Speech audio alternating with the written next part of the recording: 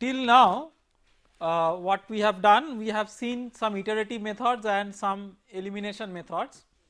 What we have seen also some of the merits and demerits of these methods, and possibly what is interesting to see is that is it a viable option that we combine the elimination methods with the iteration methods, and that is indeed possible. Let us consider an example or a particular method which does it, that is called as line by line TDMA.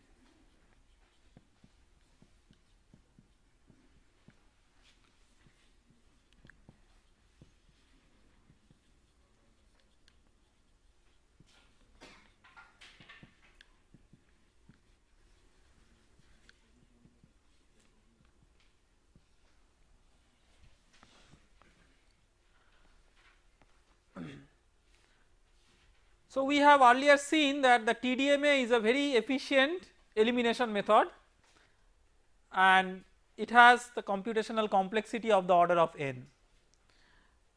At the same time, the problem or rather the limitation with TDMA is that you cannot use it directly for problems which have the corresponding coefficient matrices with more number of diagonals than 3. Like if you have a 2 dimensional discretization with 5 diagonals involved, in such cases, that is if you have a pentadiagonal matrix, then you cannot directly use the TDMA. So why it is so? If you consider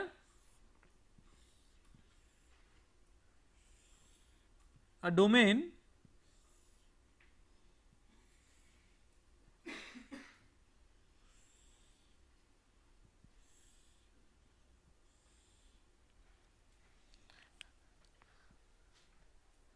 usually in finite volume method, what we do, if we have the control volumes, then we consider grid lines like this which run midway between the control volumes, and these the points where these grid lines intersect, these are the grid points.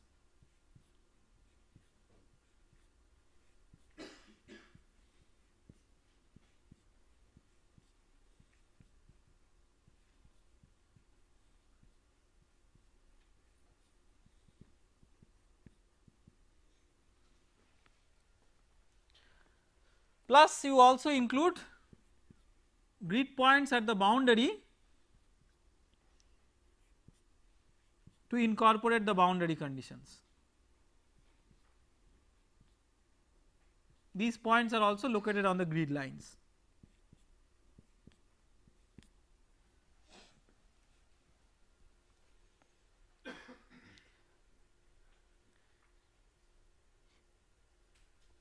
You have seen that very purposefully the grid layout is such that corner points are avoided, because corner points are points of singularity, so to say.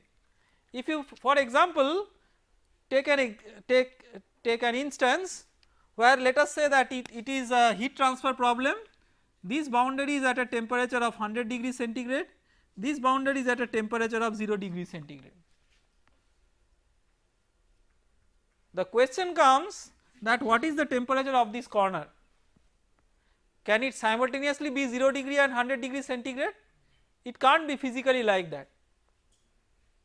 So these are certain interesting situations. I mean, these are the weak points in the analysis and we always try to avoid these weak points, and to avoid that ambiguity you see that you do not have any grid point really actually lying on this one.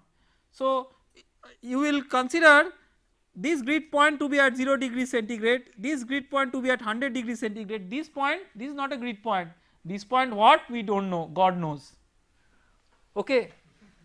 So I mean this can be a big dilemma, that if you see, this is where there is a weakness in the problem formulation. This is not a weak formulation, this is actually a weak formulation in literal English. So if you see that when you have a particular temperature specified at this boundary and particular temperature specified at this boundary, What will be the temperature at this point? Think about it, it is not a straightforward answer. If you say that, well, it will be 0 plus 100 by 2 or something like that, that is just a heuristical statement. I mean, it has no basis, no scientific basis, but at least during the formulation we have no problem because this is not included as a part of the gridding system. Now let us see that how we intend to solve this problem as a solution of system of linear algebraic equation perspective. If you consider any grid point, it has 4 neighbors, interior grid point will have 4 neighbors, boundary will have less number of neighbors. So the grid point plus the 4 neighbors will form 5 elements of 5 diagonals. The grid point will contribute to the main diagonal and the other points to the immediate next diagonals adjacent to the main diagonal. So it is a pentadiagonal system. Still, let us say you want to use a TDMA. So you have to then convert the pentadiagonal system into a tridiagonal system. So tridiagonal system could be there if it was a one dimensional layout with grid points like this. That means in this example multidimensionality is bringing the deviation from the tridiagonal system. So what you can do, you can take it as a pseudo tridiagonal system. How? Let us consider this particular grid line. When we consider this particular grid line,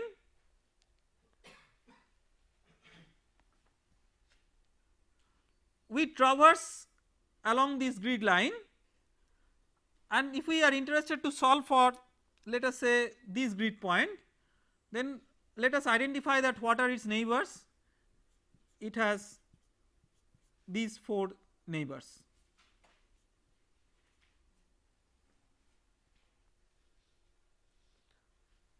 So the double ticks are representatives of the neighbors of this point P. Out of these, if you consider the horizontal line, the 3 are there in the same horizontal line, but 2 are there, this one and this one, these are there away from the horizontal line. So if somehow you would have known the values of the variable at these 2 points, then it would have been a pseudo tridiagonal system if you would have known these values. Now how do you know? You do not know because you do not have the solution. What best you can have? You can have a guess value or the most recent solution from an iterative scheme. So if you make an initial guess for the all the grid points and you start with the solution of this line, then you take the neighbor values, these double tick ones with the question mark, these are the neighbors away from the horizontal line, you take these values as the values from the recent iteration. So then your unknowns boil down to 3 for each grid point and it reduces to a pseudo tridiagonal system. So then you solve for the TDMA along this horizontal line. Once it is done, you go to the next horizontal line, this line. In the next horizontal line now, if you consider this grid point which we have already marked, it has its neighbors, 4 neighbors. I am just taking one example grid point for each horizontal line, but there could be several such grid points. Just one example we are taking for each horizontal line. So when you take this horizontal line, you have again these 3 grid points located on the same horizontal line and these 2 located offset from that. Out of that, the upper one you can take from the previous iteration and the lower one you can also take from the previous iteration which has been solved immediately before this one. So, the most current one you can take, the upper one not the most current one because that line has not yet been solved. So, that you can take the previous iteration value, the lower one you can take the current iteration value. So, then you can solve for the TDMA along the next horizontal line. So, you have traversed, so what you are basically doing, you are having two mechanisms, one is a traversing mechanism, you are traversing along each horizontal line, and then another is a sweeping mechanism, that is you are sweeping one horizontal line after the other. So, you are sweeping the horizontal lines in a particular direction. So, in this way what you are basically doing, the remember that what is the physical essence of solving a CFD problem? A physical essence is how quickly you can make your boundary conditions propagate in terms of their effect within the domain. So, you have a boundary condition here say 0 degree centigrade. So, in each step this effect is propagated by this distance into the domain. In this way once it is wholly swept, then this effect traverses to the other end. So, if you can make this effect traverse quickly, there are certain cases where the effect needs to be traversed quickly to achieve a fast convergence, and that can be done in several ways, we will come to that. But what we can recognize here is that the first thing, that we are applying the TDMA one line after the other. Then once we are considering TDMA along a line, then all the neighbors which fall for those corresponding lines, the corresponding values are taken as the most recent iterates. So, these are the essential features or essential points. So, apply TDMA along chosen lines. During this take values of the other neighbors as recent iterates.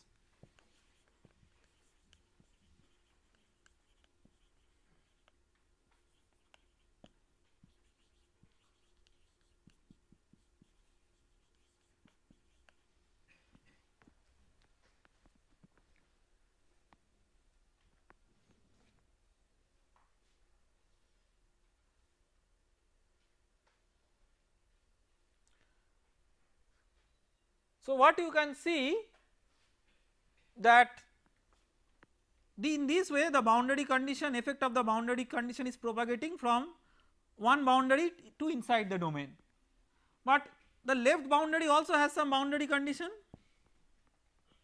and in this way the boundary condition is propagating from bottom to top, but what happens from left to right or left to other directions. So, what you can do is you can alternate these sweep and traverse directions. So, for example, for one set you have considered that you are taking horizontal lines for TDMA, then in the next set of iterations you consider the vertical lines as the lines on which you apply the TDMA and sweep along this direction.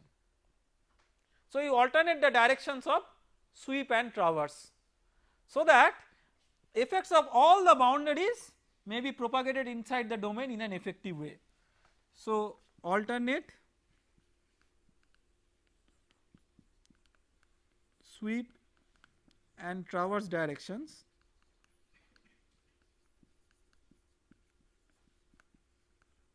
so that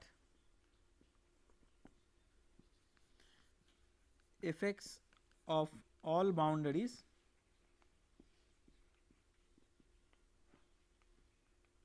may propagate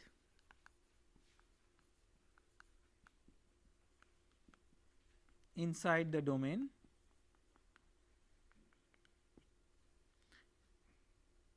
in an efficient way.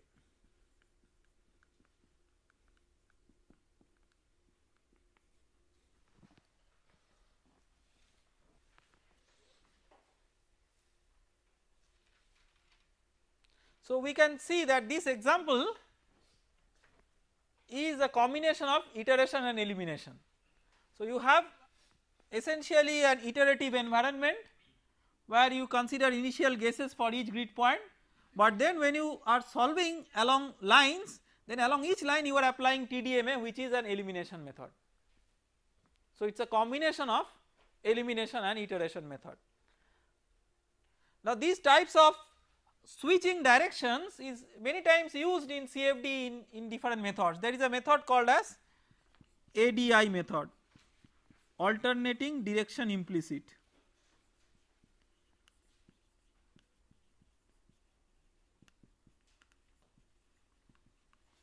The idea of this is straightforward.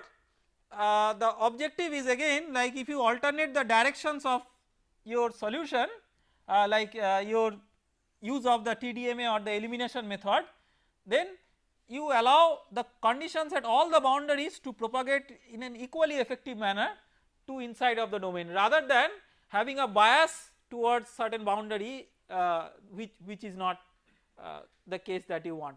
There are certain cases where a bias to one boundary is what is intended, like if you have a domain like this where these three boundaries are insulated and this boundary is subjected to a particular temperature, say T star at time equal to 0. So it is the effect of the change of the temperature at this boundary that should propagate inside the domain. So you can have this as the sweep direction, but this is a special case rather than a general case. In a general case you will have effect at all the boundaries equally important, if not unequal. So then you expect it to be alternately directed in terms of the sweep and the traverse, or you design it to be like that, so that in the most general case also you have the effect of all the boundaries propagating efficiently inside the domain. In the alternating direction implicit method the same principle is used. So what is done is you have the total in a, so this is used for an unsteady problem.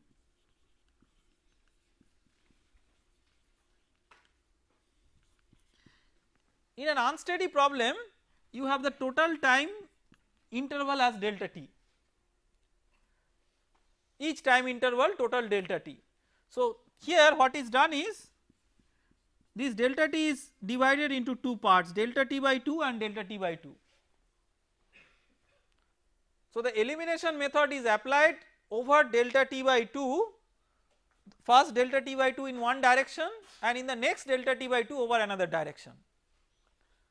So the basic principle, so the direction of implementation of the elimination method is alternated in every half time interval. Because it is alternated, that is why it is called as alternating direction implicit. So you can use a fully time implicit scheme, but in that you have a delta t by 2 and delta t by 2 as half of the time interval. So in this you have a particular direction of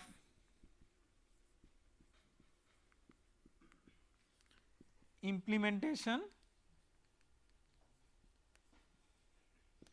of elimination method,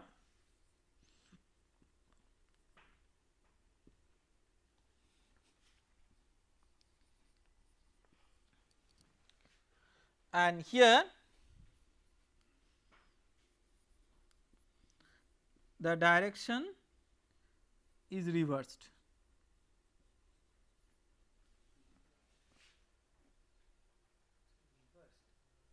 Yes, that means if this was along x direction, this would be along y direction.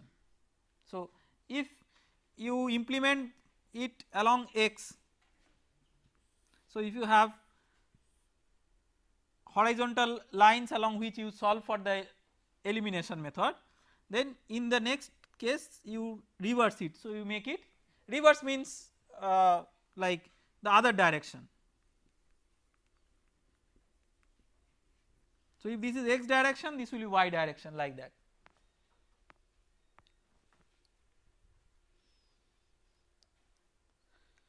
So we have seen some examples of elimination method, some examples of iteration method, and some examples where we have combinations of elimination and iteration methods.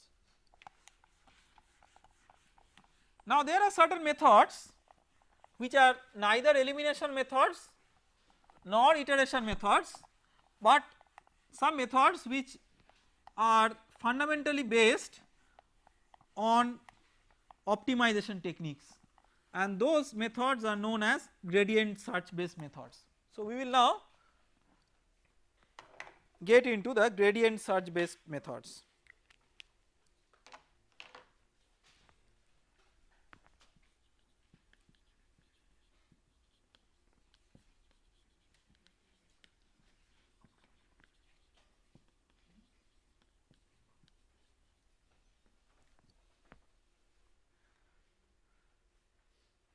So this method what it tries to do is, if you have a function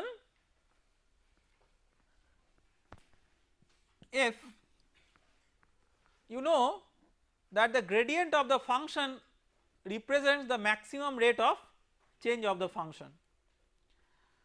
So it tries to search a solution of a system of equation by moving into the gradient of a function, and how it does, to understand that let us consider an example. Let us say that we have a function f.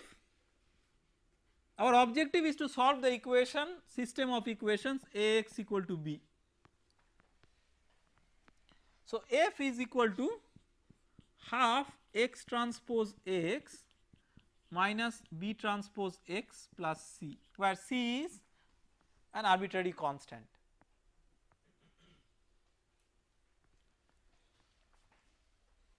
There are two very important restrictions that are imposed. One is A is symmetric and the other is A is positive definite.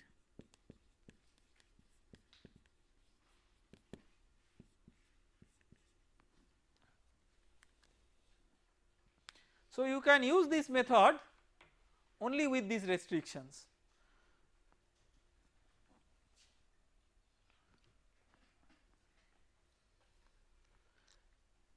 The next objective is to find out the condition for minimum of f.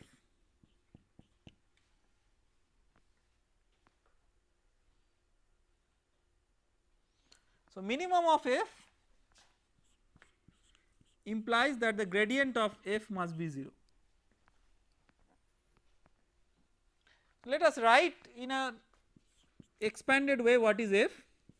So half x transpose will have x1 x2 in this way up to xn, a11 a12 in this way a1n, a21 a22 in this way a2n, an1 an2 in this way ann.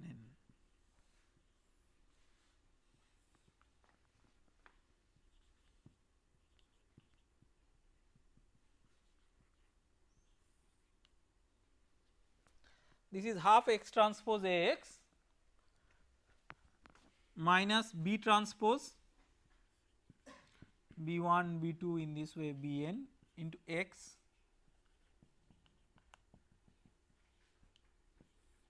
plus c.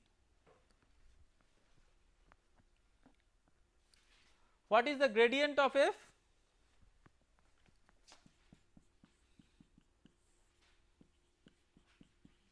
Del f del x1 del f del x2 in this way del f del xn.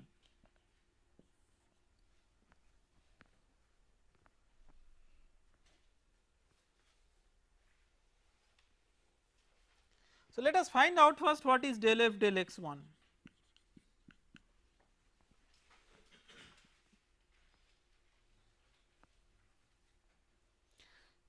To do that, maybe let us do one more step to simplify f.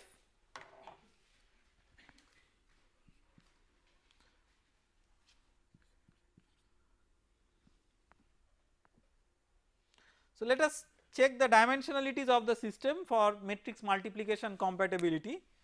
This is n by n, this is n by 1 and this is 1 by n. So, the final result is just a scalar 1 by 1.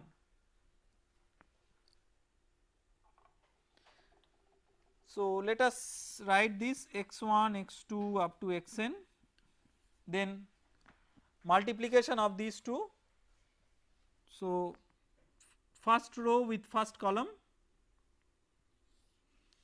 a11 x1 plus a12 x2, in this way a1n xn,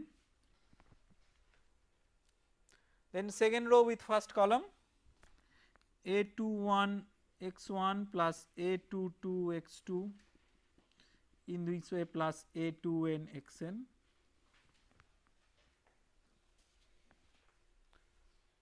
in this way.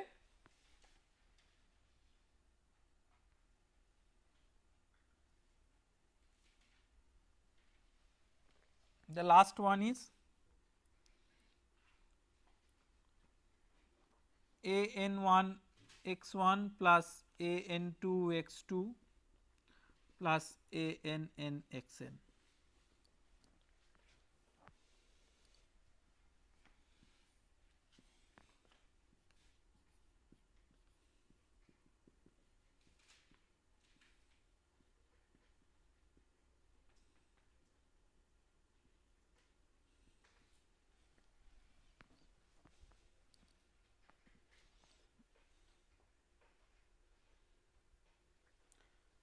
You can expand one more step if you want.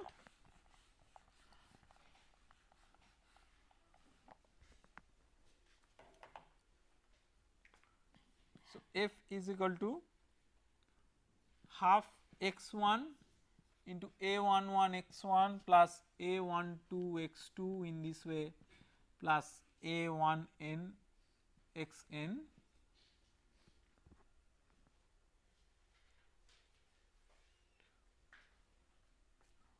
plus half x2 a21 x1 plus a22 x2, this way plus a2n xn,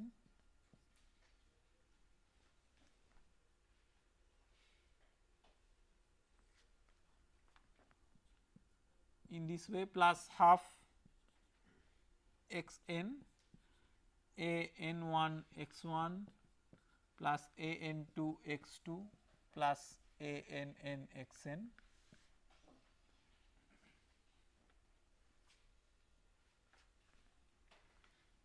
minus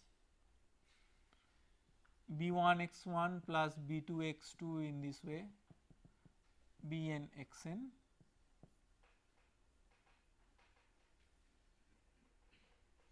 plus c.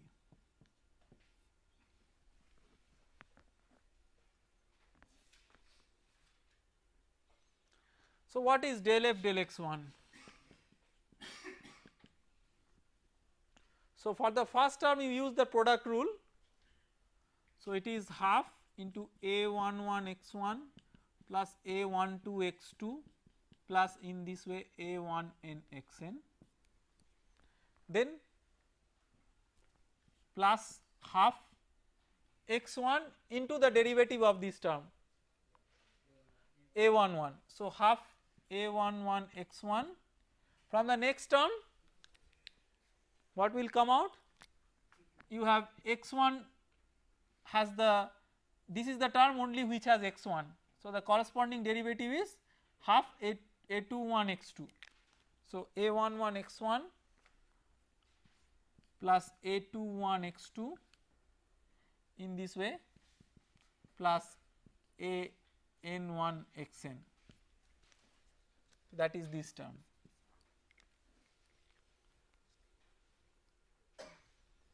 Minus b1, c is the constant.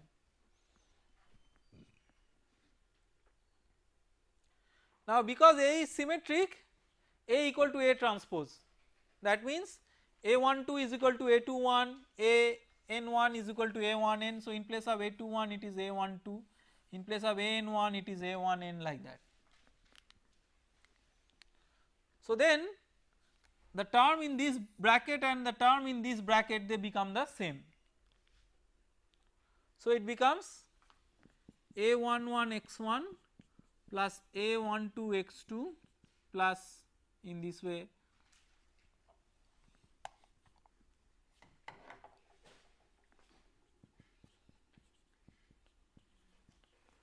A1n xn minus B1.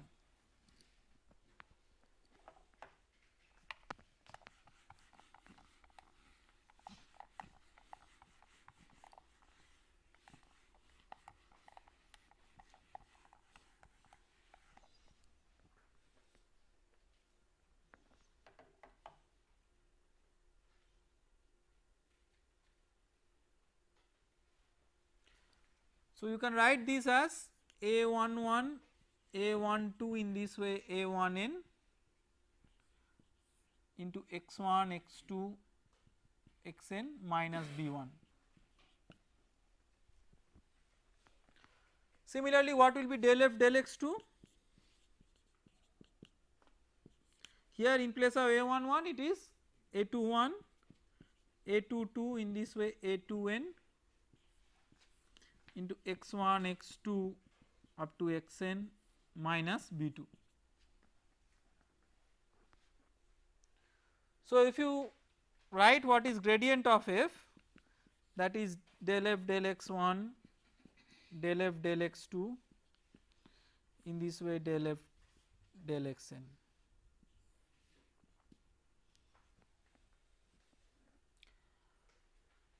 So, that you can assemble all these rows, so that finally you will get A11 A12 in this way A1n for the first row, A21 A22 in this way A2n for the second row, finally AN1 AN2 in this way ANN for the nth row.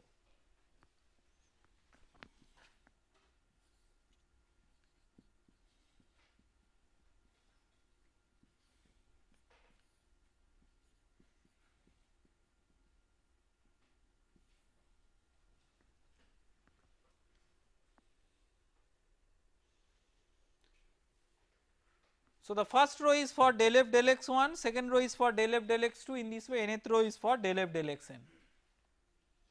You can see that in symbolic form this is nothing but equal to Ax minus b.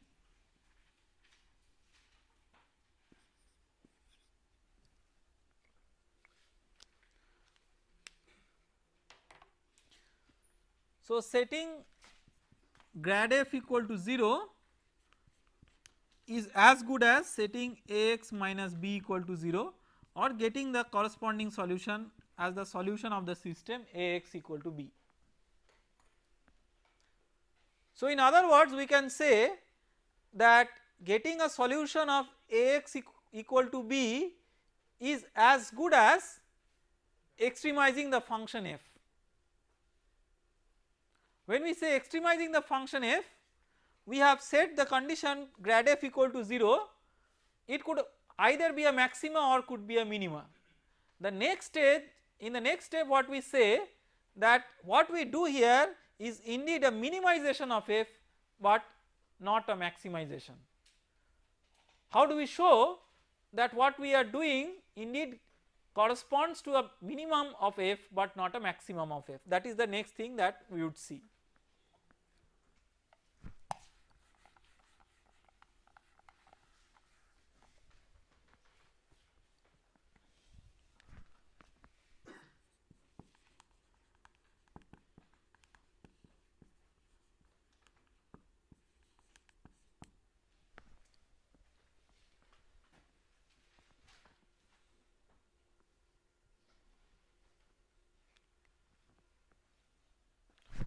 So, the next question that we would like to answer is why minimization and not maximization.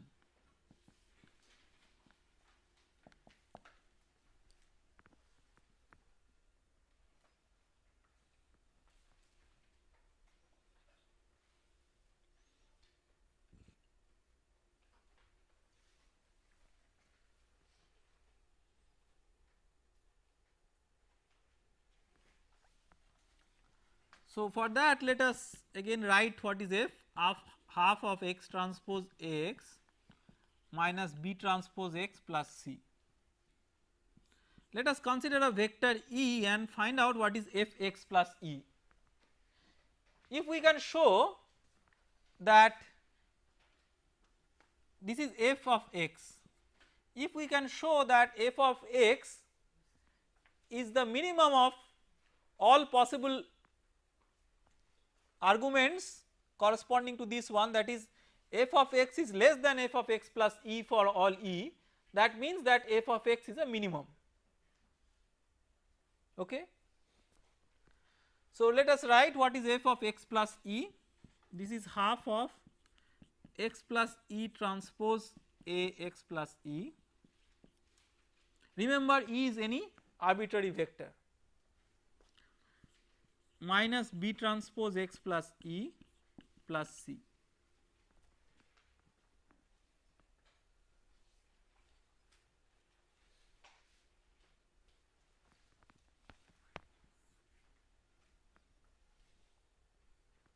So let us expand this. This is half x transpose A x plus half E transpose A x plus half x transpose A E plus half E transpose A E minus B transpose x minus B transpose E plus C.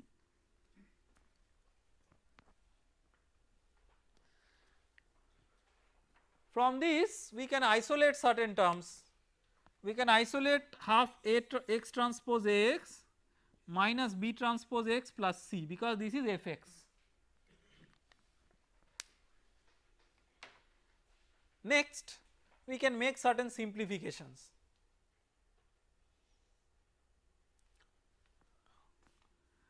Remember, E transpose A x is a scalar. So it is just like x transpose A x, in place of x it is E. Similarly, x transpose A E.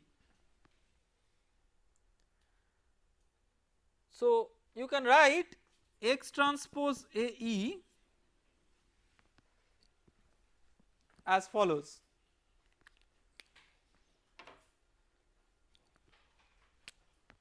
So this is same as x transpose A E transpose. Transpose of a scalar is the scalar itself. Then you can use A into B transpose equal to B transpose into A transpose. So this will be A E transpose into x transpose transpose. So this is equal to E transpose A transpose x. Because A is symmetric, A transpose is equal to A. So this is E transpose A x. Because you have symmetric A, this implies A transpose equal to A.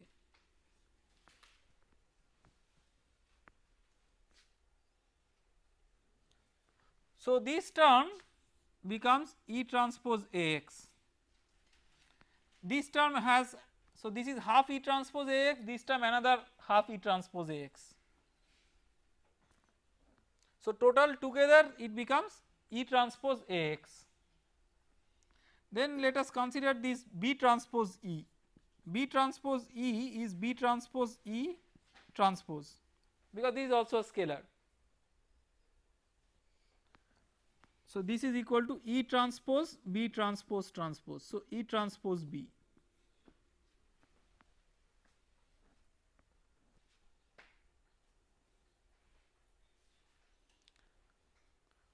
Now if you combine all these terms,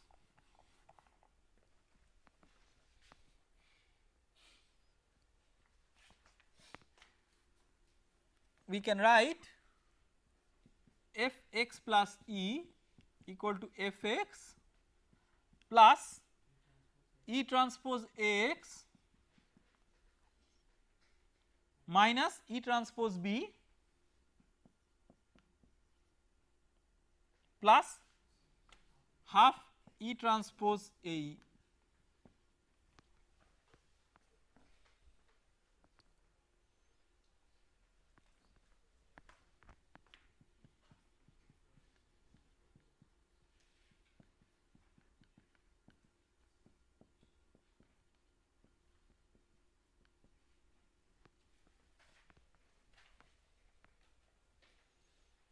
because Ax equal to b, so you have this equal to 0.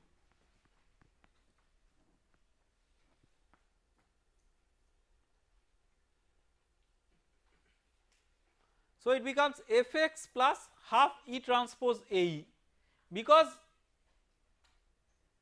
A is positive definite, E transpose Ae is greater than equal to 0 for any arbitrary E. So this is greater than equal to, sorry, this is greater than equal to 0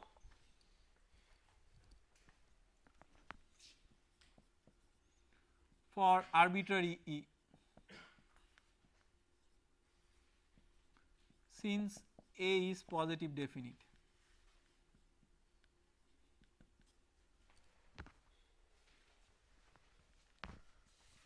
So from here what follows is that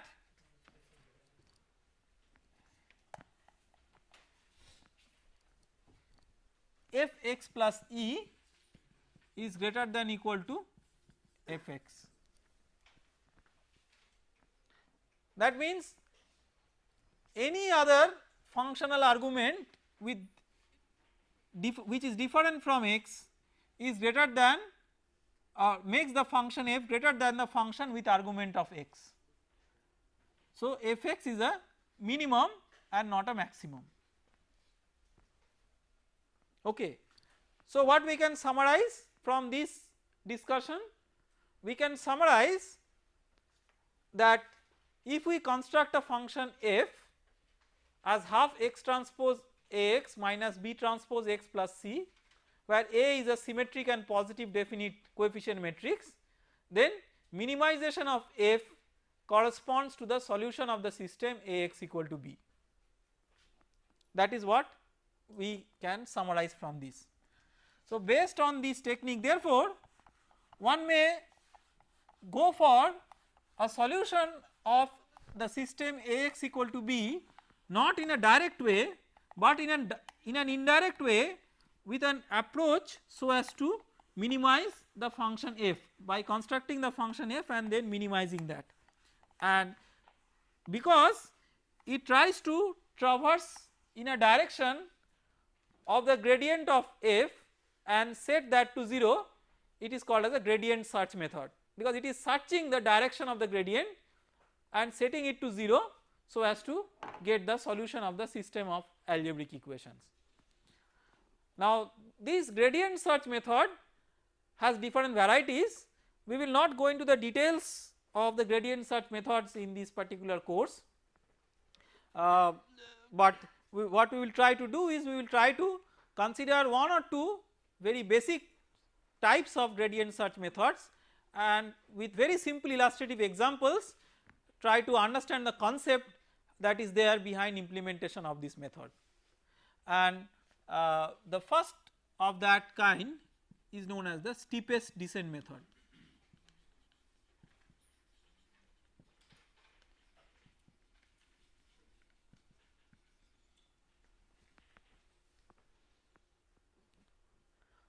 We will try to learn this method through a very simple example. Let us say that we are interested to solve example, solve Ax equal to b where A is equal to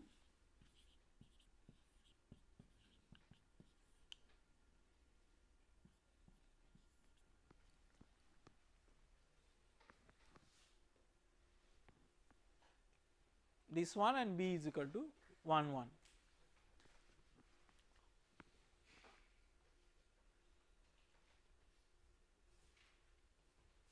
So what we will do is we will first follow the steps that we have identified through the initial prescription of the minimization problem. We have to first specify a minimization problem of a function. So let us construct the function f. What is this? Half x transpose x minus b transpose x plus c. So, half x1 x2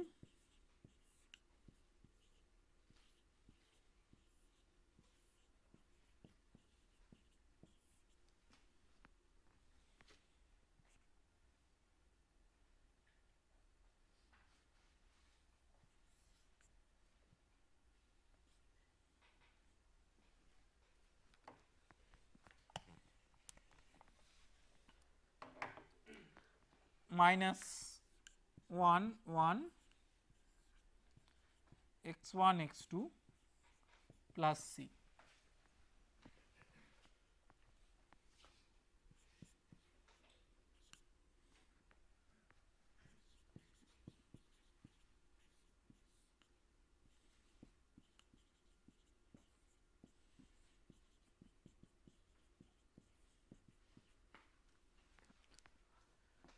So, this becomes half of x1 square plus x2 square minus x1 minus x2 plus c.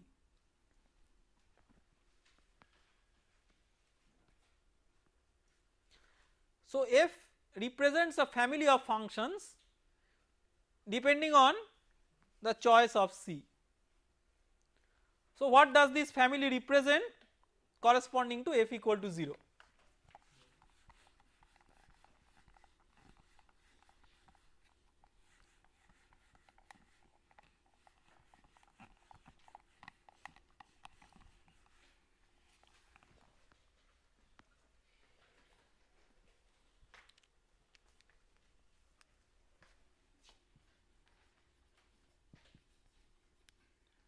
What does f equal to 0 represent?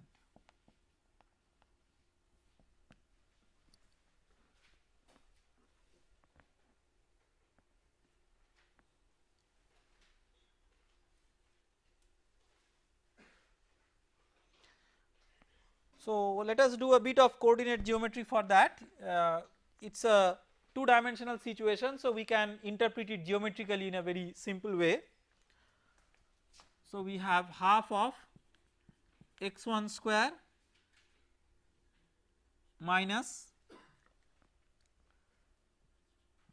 2 into x1 plus 2 square sorry 1 square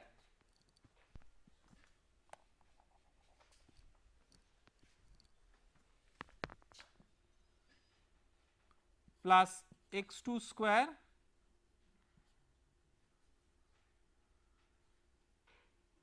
minus 2 into x2 into half plus half square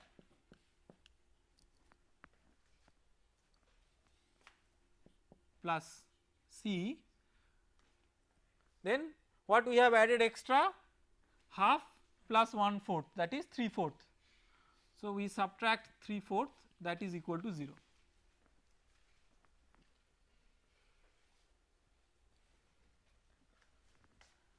So, x1 minus 1 whole square by 2 plus x2 minus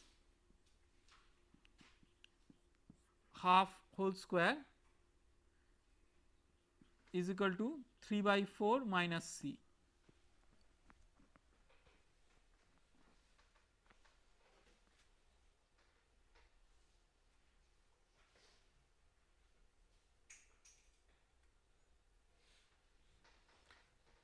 You can specify the choice of c by forcing this function to pass through a particular point. For example, if you allow it to pass through 0 comma 0. So, if f passes through or satisfies 0 comma 0,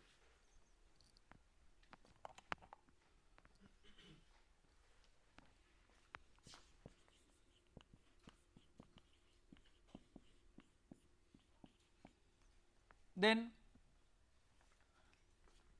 half plus 1/4 is equal to 3/4 minus C.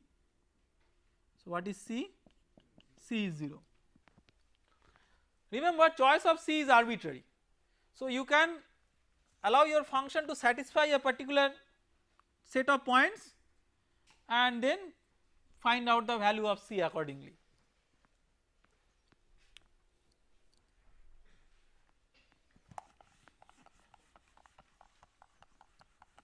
Next, what we will do is we will try to make a sketch of this function.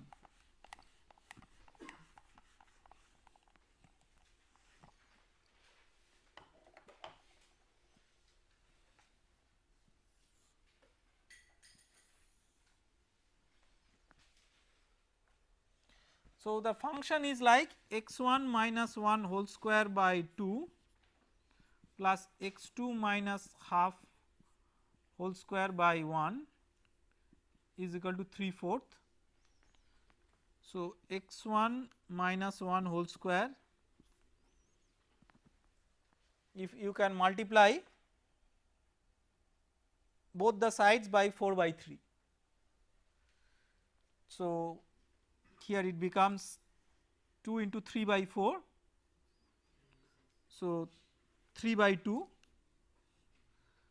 plus x2 minus half whole square by 3 by 4 is equal to 1. So, what does it represent? It represents an ellipse in the x1 x2 plane.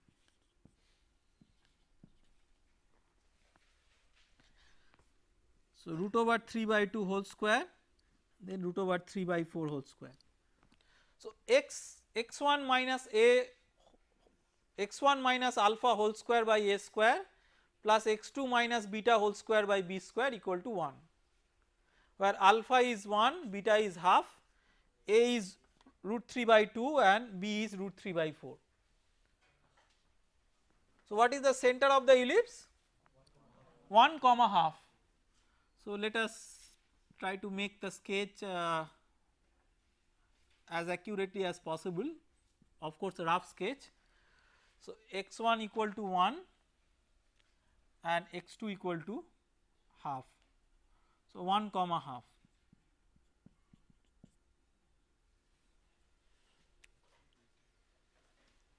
So, the major axis will be laid out along this direction, minor axis will be laid out along this particular direction.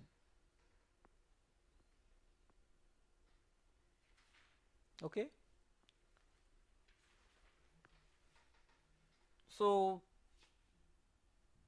x1 minus 1 by root 3 by 2.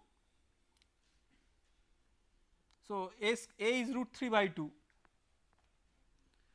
So, maybe some distance like this.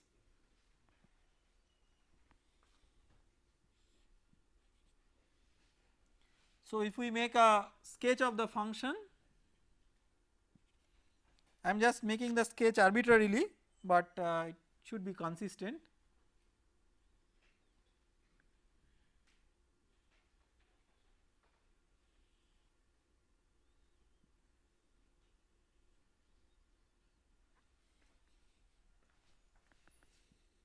It passes through 0 0.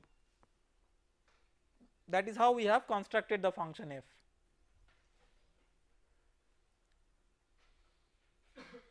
Okay. So, let us make a plan by looking into the geometrical form of this function. See, this is a very simple system. By looking into the solution, looking into the equation, you can see that it is x1 equal to 1 and x2 equal to half, that is the solution. I have purposefully chosen this very simple system because it will illustrate us something important. What it will illustrate? 1 comma half is the solution that we have seen from the system. Let us say that we start with the initial guess point as 0 comma 0. So, we start with this point and we intend to hit this bullseye. when we start with this point and we intend to hit this bullseye, we will not be able to do it in one shot, because starting from this point, what is the direction in which we will be moving? We will be moving in the direction of gradient of f, that is the maximum rate of change of f, till it comes to a minimum. So the gradient of f, when we consider at this point, what it will represent? It will represent the normal direction to the curve, but normal direction to the curve is not going to directly point to the center, because this is not a circle.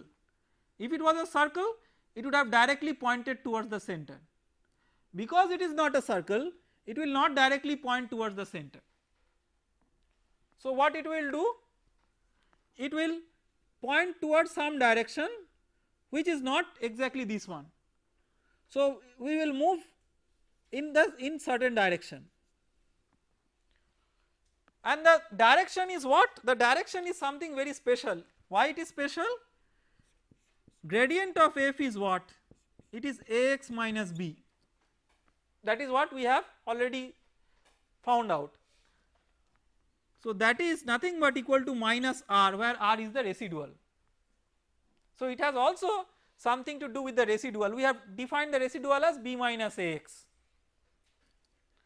So we are moving along the direction of the residual at a particular point, we move by certain distance and then we will stop and change the direction, because eventually we have to reach here.